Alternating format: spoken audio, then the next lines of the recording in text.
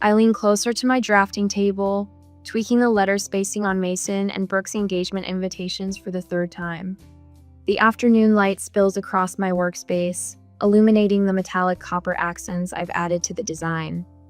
Perfect. Almost perfect. My brother deserves nothing less.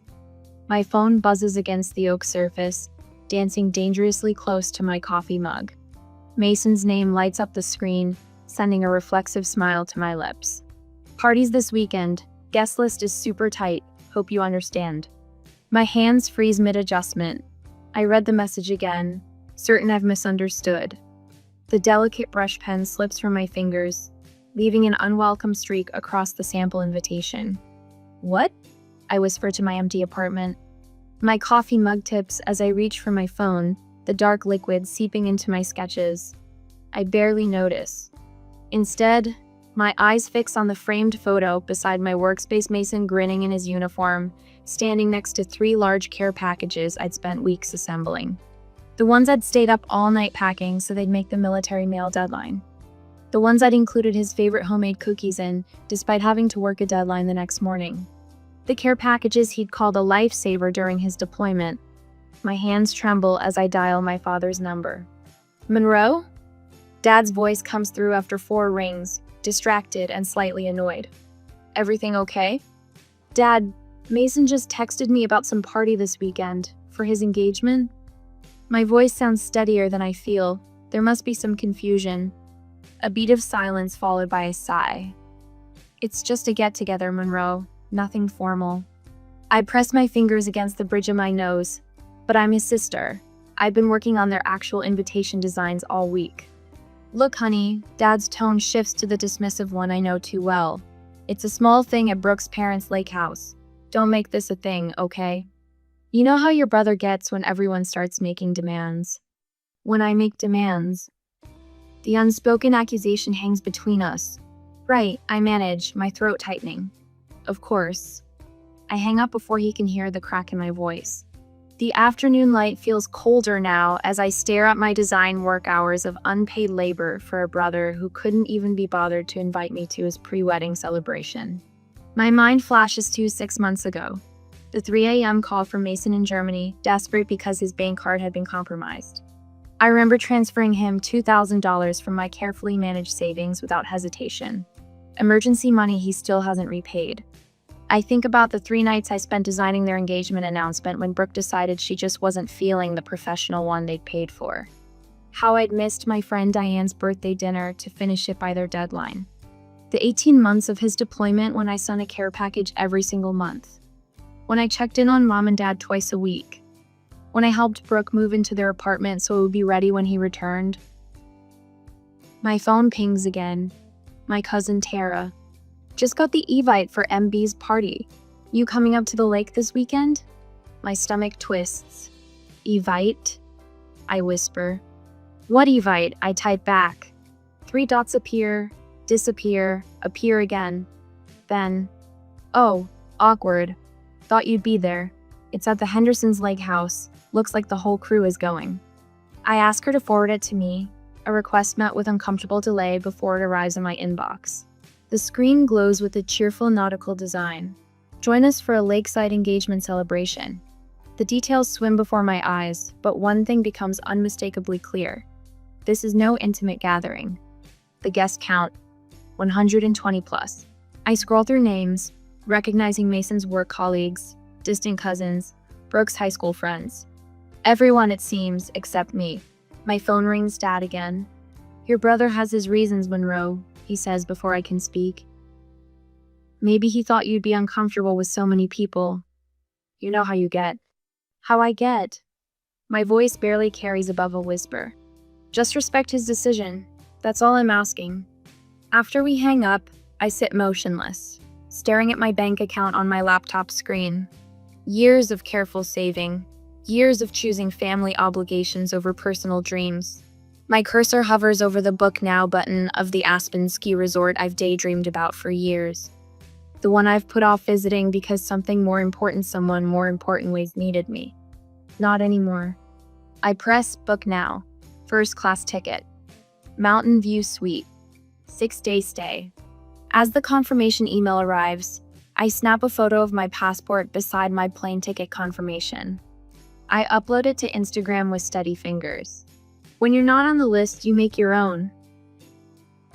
The first-class cabin surrounds me with a quiet luxury I've never allowed myself to experience. Soft leather cradles my shoulders as I sip complimentary champagne, the bubbles dancing on my tongue. A strange cocktail of guilt and exhilaration floods my system stronger than the drink in my hand. Another? The flight attendant gestures to my nearly empty glass. Yes. The word emerges without hesitation, without the familiar mental calculation of whether I deserve the indulgence. Thank you. My apartment's rent for a month wouldn't cover this single flight, but 6 years of emergency funds sit untouched in my account. Emergency funds that were always available when Mason needed them. The seatbelt sign chimes off, and I breathe deeper than I have in years. The Mountain View suite at the Aspen Lodge makes my apartment look like a storage closet. Floor-to-ceiling windows frame snow-capped peaks, bathed in alpenglow that turns the white slopes to rose gold. The king bed could fit 4 of me. The bathroom gleams with marble I've only seen in design magazines. I stand before the mirror, barely recognizing the woman staring back. Her eyes hold a wildness I haven't seen before, part terror, part defiance. "Who are you?" I whisper to my reflection. My phone vibrates against the nightstand for the 12th time in an hour. Dad's name flashes on the screen, then disappears as I silence it. Mom's text already waits unread, along with 3 from Mason and 1 from Brooke. I place the phone face down without checking the messages. Whatever family fire needs extinguishing, they'll have to find another bucket. They said what? I clutch my coffee mug tighter as Tara's face fills my tablet screen the next morning. The lodge's breakfast nook offers privacy for video calls that would be impossible at the crowded communal tables. I wasn't supposed to hear it. Tara's voice drops. Brooke was talking to her sister in the bathroom. She said, and I quote, "We just thought Monroe would bring down the vibe." Then something about how you're always so serious and make everything into a big deal. The coffee turns bitter on my tongue. Bring down the vibe. Mason didn't defend you. Tara continues, her eyes darting away from the camera. He just nodded along. My phone pings with a text from Mom. "I'm sorry about all this, sweetheart, but you know how your father and brother get when they've made up their minds. I hope you understand." This isn't the first time, Tara adds, hesitating. Remember Thanksgiving at Uncle Pete's last year? And Mason's homecoming celebration? What about them? But even as I ask, puzzle pieces click into place. The last-minute location changes. The vague invitations. The surprised looks when I showed up. They've been doing this for years, Monroe. I thought you knew. The realization settles like a stone in my stomach. I've been strategically uninvited from my own family for years. You've changed, May. Standing up for yourself for once. May's raspy voice fills my voicemail speaker as I prepare for my first skillison. I've lived too long to watch this nonsense. You call me when you're ready to talk. Until then, enjoy every minute of that mountain air. I slide the phone into my pocket with a smile I wasn't expecting to find today. First time on the slopes? My instructor, Kai, adjusts my boot bindings with practiced hands. His weathered face sports decades of laugh lines and a perpetual squint from years facing snow glare. First time doing anything just for me, I admit. He nods, understanding far more than I've said. Got yourself some good company then. By afternoon, I've joined a group of solo travelers at the lodge, a retired teacher from Vermont, a widower celebrating his birthday, a young woman escaping a breakup. They welcome me without questions about family or obligations. We share stories over hot chocolate as easily as if we've known each other for years. My phone remains silent in my pocket. For entire stretches, I forget it exists. The beginner's slope isn't much more than a gentle hill, but as I navigate down it without falling, triumph surges through me. The cold air stings my cheeks, and my laughter comes out as vapor clouds in the mountain air. My body remembers how to move without hesitation, how to lean into it rather than fight it. Not bad for day one, Kai calls from behind me. I spent my life making things easier for everyone else. The irony isn't lost on me that I'm finally learning to do the same for myself. The lodge's great room buzzes with après-ski energy. A stone fireplace throws heat and light across comfortable seating clusters, where new friendships form. I sink into a leather armchair, warming my hands around a mug of spiked cider, listening to Sophia's story about swimming with dolphins in Hawaii last summer. I realize with a start that my phone hasn't vibrated in hours. I pull it from my jacket, 15 missed calls and 32 unread messages. But instead of the familiar spike of anxiety, I feel only a curious detachment. Whatever crisis they're navigating, they're doing it without me. And they're surviving. And so am I. As the conversation around me swells with laughter, I snap a photo of the breathtaking mountain sunset visible through the windows. I post it to Instagram with steady fingers. Good morning to a new life. Have you ever had to step away from family obligations to discover who you really are? Share in the comments below if you've ever had to make the difficult choice between loyalty to others and loyalty to yourself. The fireplace crackles in the lodge's timber-framed lounge as I raise my mulled wine in a silent toast to myself. 3 days into my Aspen escape, and the knot that's lived between my shoulder blades for years has finally begun to loosen. My phone buzzes against the polished oak side table, then buzzes again, and again. When it vibrates for the 6th time in under a minute, curiosity wins. I set down my drink and pick up the device. 17 notifications, all from Tara. Sauce, complete meltdown happening. Call me now. I hesitate, fingers hovering over the screen. Part of me wants to silence it, to maintain this fragile peace I've found. But another part, the part that spent 3 decades witnessing my family's chaos from the front row, needs to know. I slip outside onto the deserted terrace where pristine snow reflects the resort's golden lights. Tara answers on the first ring, party noise exploding through the speaker. Oh my God, Monroe, you're missing drama. Her voice carries a mix of horror and delight. Mason's been flirting with Kelly Winters, you know, his high school girlfriend, for the past hour. Right in front of Brooke. What? The word forms a visible cloud in the mountain air.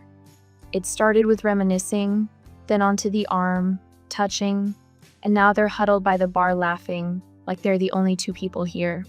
I press my fingers against my temple, and Brooke just threw her champagne in his face, the entire glass, then stormed out screaming that the engagement is off. Despite everything, my stomach tightens. Old habits surface my mind, already calculating how to fix this, what words might smooth things over, how to salvage the party. Then I remember, I wasn't important enough to be invited. That's not even the worst part, Tara continues. Mason punched the wall after she left. Pretty sure he broke something in his hand. Your dad's losing ETH and Mason got into a shouting match in front of everyone. The bartender cut them both off, and the manager threatened to shut down the whole thing. I can picture it perfectly, Mason red-faced and belligerent, Dad making everything worse with his damage control that only damages. Mom wringing her hands in the corner, pretending nothing is happening. Grandma May is the real MVP though, Tara adds, lowering her voice. She walked right up to Mason, looked him dead in the eye, and said, I'm quoting exactly, "This is what happens when you cut out the only responsible adult in your life." The entire room went silent. A strange sensation bubbles up from my chest, something between a laugh and a sob. For 32 years, I've been the invisible support beam, the emergency contact, the 3 a.m. problem solver, the reliable one who's there for every crisis. Except this time, I'm not. I should go, I say finally. I signed up for a moonlight snowshoe hike. What? Monroe, did you hear what I said? Your brother is imploding, and Brooke just left with her bridesmaids. Everyone's looking for you. They know where I am, I say simply, because I told them on Instagram 3 days ago. I end the call and silence my phone completely. 10 minutes later, I'm crunching through pristine powder with 6 strangers and a guy named Ethan. The forest around us is silent except for our breathing and the soft compression of snow beneath our snowshoes. First time? Asks the woman beside me, Catherine from Toronto. I recall from introductions. At everything, I admit. First time snowshoeing, First time in Aspen. First time choosing myself over family drama. She laughs, a genuine sound that echoes among the pines. That last one's the hardest. The physical exertion burns my calves as we climb, my breath coming in visible puffs. Each step takes deliberate effort: lift, place, press. No room for family anxiety when you're focused on not falling face first into a snowbank. Halfway up, Ethan pauses our group at a clearing. The valley spreads below us, lights twinkling like fallen stars. Above, the moon hangs full and impossibly bright against the black canvas of night. "Take a moment," he says quietly. Sometimes we get so focused on the climb that we forget to look around. Something inside me breaks open at his words. A small, unexpected laugh escapes me, perhaps my first genuine one in years. Catherine smiles beside me, and two other hikers join in, our laughter rising like steam into the night sky. I am not responsible for fixing their mess. The thought arrives with such clarity that it stops my breath. All these years, I've been the STINet, the damage control specialist, the emotional support beam. But maybe, just maybe, my absence is exactly what they need. 3 hours later, muscles pleasantly aching from the hike, I return to my room and turn my phone back on. The notifications cascade like an avalanche. 14 texts from Mason, escalating from angry, "Where the hell are you?" to accusatory, "This wouldn't have happened if you were there," to desperate, "Please call, everything's a disaster." 8 missed calls from Dad, followed by a text that makes my jaw clench. "We needed you.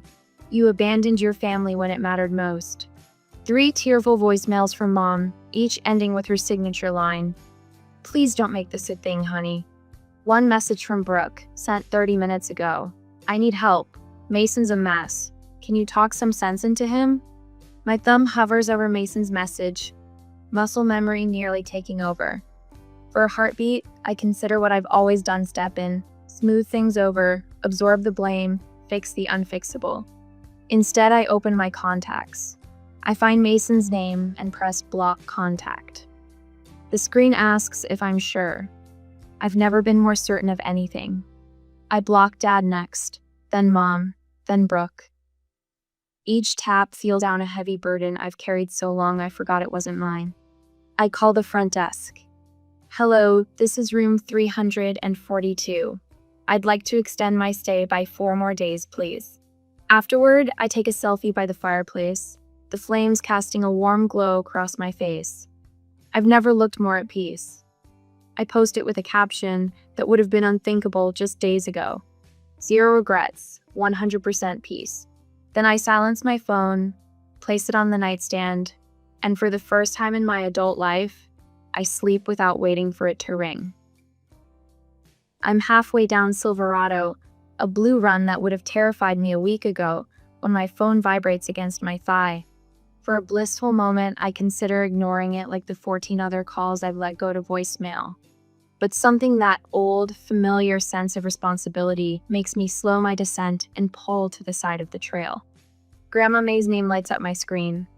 Unlike the others, she deserves an answer. Monroe. Her voice crackles with a mix of relief and concern. They're losing their minds trying to reach you. I watch a father and daughter glide past, their laughter carrying on the crisp mountain air. I needed some space. "Space?" she snorts.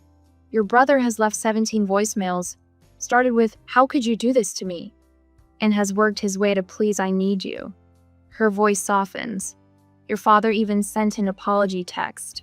Your mother made him, of course, but still." I close my eyes, feeling the sun warm my face. "And Brooke? Her sister showed up at your apartment yesterday.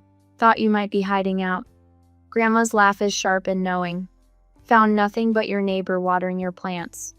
I asked Diane to check on them, I murmur, watching a snow bunny hop between pine trees. "Where are you, honey?" For the first time in days, I smile. A real smile that reaches my eyes. Somewhere I should have gone years ago. Perfect form. Victor, my ski instructor, calls as I navigate the final turn. 3 days ago, he'd patiently helped me up after countless falls on the bunny slope. Today, I'm carving confident turns down a run aptly named Freedom. "See you at the lodge for après-ski?" he asks as we reach the bottom. Wouldn't miss it, I reply, surprising myself with how quickly I've fallen into this new routine. The lodge staff know me now. Emma at the front desk saves me the morning paper. Paolo remembers my coffee order, and Jeanette, the concierge, stops me with recommendations for dinner spots. Monroe, Jeanette waves as I enter the lobby. The Hendersons wondered if you'd join them tonight. They're doing a family dinner at their cabin and thought you might enjoy a home-cooked meal. I pause, momentarily confused by the invitation. The Hendersons, a retired couple I'd chatted with during a snowshoe tour, have no obligation to me. They want nothing fixed, designed, or solved. They simply enjoyed my company. I'd love to, I answer, and the simplicity of the exchange nearly brings tears to my eyes. Later in my room, I open the leather-bound journal I purchased in the gift shop. I flip past days of entries, watching my handwriting transform from shaky and uncertain to bold and flowing. Day 1. Arrived broken, wondering if I've made a terrible mistake. Day 5. Skied my first blue run today. Fell twice. Got up twice. No one seemed disappointed in me. Day 7. I recognize my reflection again. I press my pen to a fresh page. Day 8. The woman who arrived is not the woman who will leave. Dr. Winters watches me from across her sunlit office in the resort's wellness center. You've made a deliberate choice to disengage, she says. It's not a question. I nod, turning my silenced phone over in my hands. 67 notifications. I haven't opened a single one. Tell me about your family, she suggests. The unfiltered version. And I do. The words pour out like spring run-off 18 months of care packages during Mason's deployment, the money I'd transferred without hesitation, the invitations I'd designed without compensation, the birthdays I'd missed to meet their demands, the savings account I've depleted solving their emergencies. Going back to those patterns would be self-destruction, I conclude, surprised by my own certainty. Dr. Winters nods. And yet, they're realizing what they've lost. Are they? I ask, not entirely convinced. People rarely change until the pain of staying the same exceeds the pain of changing, she replies. Your absence has tipped that balance. A new message from Tara appears as I settle by the stone fireplace with a book. Grandma May's moved into your parents' guest room. Says she's setting things straight. Dad nearly had an aneurysm. I smile, picturing my grandmother's take-no-prisoners approach. Another message follows quickly. Mason admitted to your dad that they've taken you for granted. Dad actually agreed. I nearly fell off my chair. Before I can respond, a video message arrives from Brooke. I hesitate, then play. Her face appears, eyes red and puffy. Monroe, she begins, voice breaking. I've been awful to you. Not just about the party for months. Years, really. She wipes her eyes with the back of her hand. No careful makeup, no rehearsed speech. I don't know why you'd forgive me, but I hope you'll let me try to make it right. I set my phone down, emotions swirling. As I reach for my wine glass, the front desk calls. Miss Taylor, there's a delivery for you. Downstairs, the clerk hands me a cream-colored envelope addressed in Mason's unmistakable handwriting. I trace my finger over my name, written with unusual care. Inside, a single page begins. I don't deserve forgiveness, but I need to try. I stand motionless in the grand lobby, snow falling softly beyond the windows, wondering how long the journey back to forgiveness should take, and whether immediate reconciliation would heal or harm us both. I fold my last sweater, the cream cashmere I treated myself to at the lodge boutique, and tuck it into my suitcase. 9 days ago, I threw clothes into the same bag with trembling hands and tear-blurred vision. Today, my movements are measured, deliberate. The woman who fled here barely resembles the one preparing to return. My phone buzzes. Dad again. Just checking what time we should pick you up tomorrow, his text reads. I type my response without hesitation. No need. I've arranged a rental car. 3 dots appear, disappear then. Seems unnecessary. We don't mind. I do, I reply, then silence my notifications. Control begins with small decisions. The rental car, the neutral meeting location. The terms of re-engagement after what they're all calling your little breakdown. As if standing up for myself could only be explained by mental fragility. From my balcony, I take one last look at the mountains that witnessed my transformation. Tomorrow, I'll meet my family at Meridian Coffee Shop, not our kitchen table, where I've swallowed criticisms with Sunday pancakes for 3 decades. Thank you, I whisper to the peaks silhouetted against the twilight sky. I spot them through Meridian's window before entering Dad checking his watch. Mom nervously stirring her tea. Mason with his arm around Brooke, who's scrolling through her phone. Their tableau of impatience so familiar, it almost pulls me back into old patterns. I straighten my shoulders and push open the door. Monroe! Mom spots me first, half rising with that anxious smile. We saved you your favorite corner spot. I slide into the empty chair, setting down my leather portfolio with deliberate care. The weight of it grounds me. You look different, Mason says, squinting slightly. Skiing agrees with me, I answer, making eye contact with the barista instead of my brother. Well, Dad clears his throat, taking charge as expected. Let's just put this unfortunate business behind us. Your mother's been beside herself, and Mason and Brooke need help planning the rescheduled engagement party. Brooke nods eagerly. We're thinking the first weekend in April. I've already created a spreadsheet of tasks. I've highlighted yours in yellow. My mother reaches across the table, her fingers trembling slightly as they cover mine. Sweetheart, please. The family needs to stay together, especially with everything that's happened. I gently remove my hand from beneath hers and open my portfolio. Before we move forward, we need to address what happened. Monroe, Dad warns, dwelling on unpleasantness. I'm not dwelling, I interrupt, my voice quiet but firm. I'm establishing context. I withdraw a sheet of paper from my portfolio. On the 16th of February last year, Mason called at 3 a.m. from Germany because his bank card was compromised. I transferred $2,000 from my emergency fund within 10 minutes. I look directly at my brother. That loan remains unpaid. Mason shifts uncomfortably. I've been meaning to. Last September, I continue. I missed Diane's birthday dinner to finish your engagement announcement because Brooke wasn't feeling the professional design you'd already paid for. I placed my phone on the table, screen up.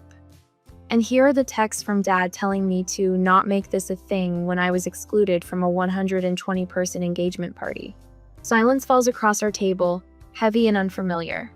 My family stares at me as if I've suddenly started speaking a foreign language. I'm not here to accuse, I say, folding my hands on the table. I'm here to establish boundaries. Dad's face reddens. Now see here. No, Jack. Mom interjects with uncharacteristic firmness. Let her speak.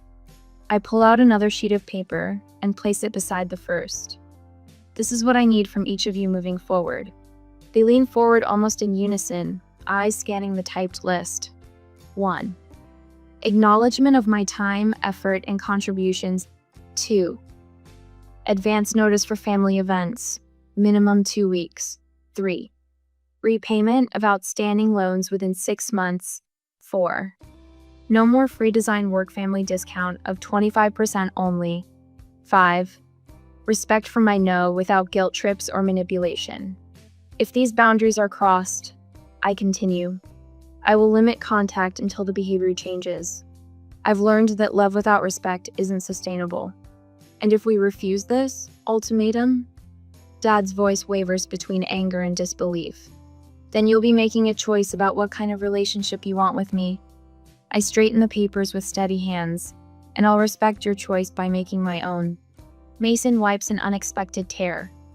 Monroe, I didn't realize. I know, I say, softening slightly. That's part of the problem. These seem reasonable, Mom offers tentatively, glancing at Dad. Brooke's perfectly shaved eyebrows arch high. So you're not helping with the wedding planning, after everything that's happened? I'll help within these parameters, I answer. But there's something else. I've accepted a 6-month design contract in Colorado. I start next month. You're leaving? Dad's fist hits the table, rattling our cups. Just like that? I'm pursuing an opportunity, I correct him. Just like you always encouraged Mason to do. Dad opens his mouth, closes it, then slumps back in his chair.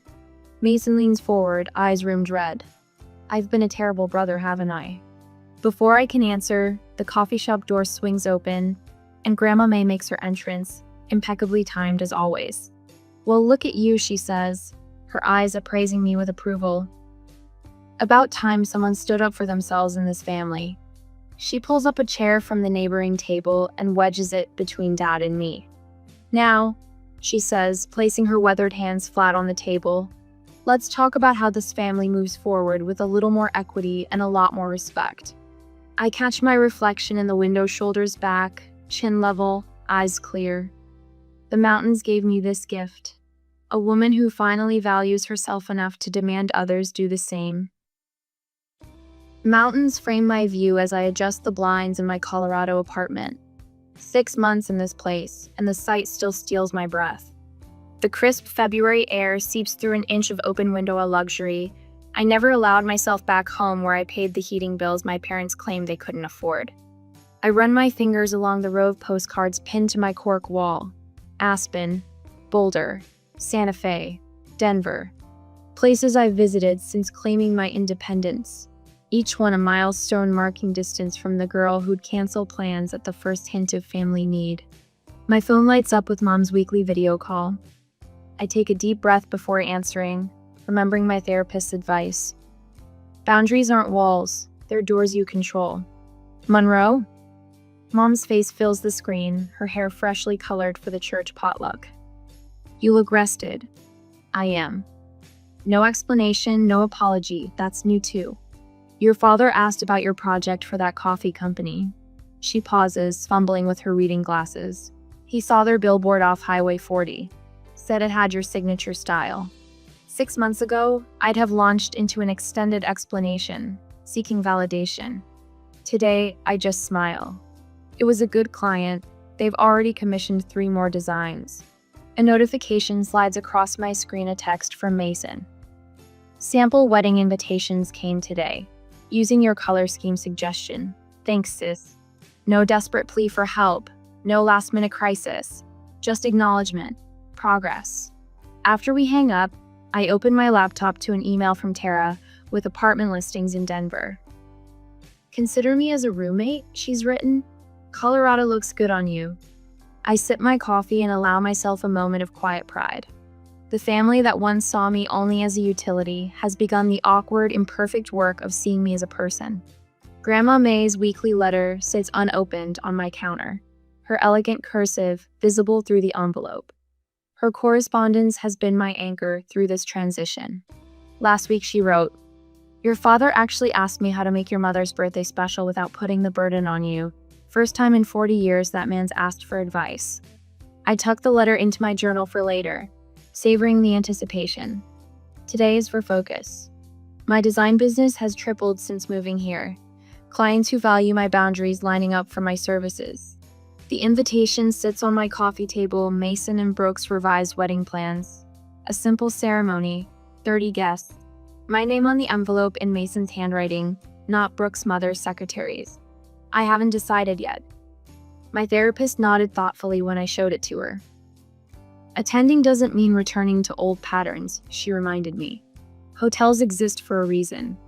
Later, I'll meet with Jenna, a design student struggling with family expectations. She reminds me of myself, talented but hesitant to claim space. The scholarship I established at the local college connected us. You're helping me give myself permission, she told me last week. A familiar heaviness tries to settle on my shoulders as I remember next week's women's retreat where I'm speaking about boundaries. The old Monroe would panic at being seen as an expert on something she'd only recently mastered. But that was before. Instead, I closed my eyes and practiced my evening gratitude ritual. Thankful for courage, for mountains, for the quiet satisfaction of a life that belongs to me. Through the window, the setting sun paints my walls, copper the same metallic shade I was perfecting on Mason's original invitations the day everything changed. I rest my hand on the invitation. Tomorrow, I'll book a hotel room in my hometown and RSVP yes. Not because I'm needed, but because I choose to go. Sometimes the greatest act of love is learning to love yourself first.